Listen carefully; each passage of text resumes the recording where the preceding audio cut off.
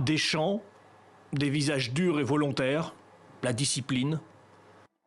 Ces nouveaux venus de l'armée éthiopienne ressemblent aux soldats parfaits. Cette revue d'effectifs, bien orchestrée, montre une troupe fière de son pays, prête à tout pour suivre les ordres de mobilisation. Des personnes sont déplacées de leur maison, y compris des enfants et des personnes âgées. Quand vous voyez cela, cela vous motive à aller vous battre. Ce qui nous a poussés à rejoindre la guerre, ce sont les atrocités qui ont été commises. Nous voulons éliminer cette junte. Le conflit s'étend en Éthiopie. Les rebelles tigréens se renforcent et ont constitué un regroupement avec les rebelles de l'Oromia, plus grande région du pays. Alors le gouvernement en a appelé le 10 août à toute la population.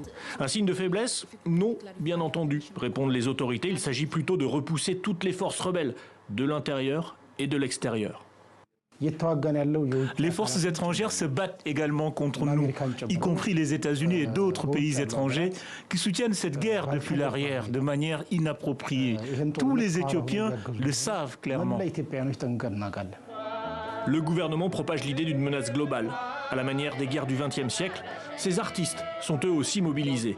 Devant des hauts fonctionnaires sur cette place d'Addis Abeba, ils dansent, ils chantent pour des spectacles qu'ils vont jouer bientôt devant les troupes.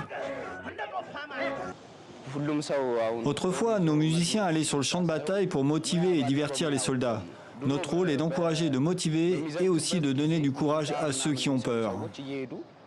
Mais la peur, elle se lit aujourd'hui dans les yeux des réfugiés.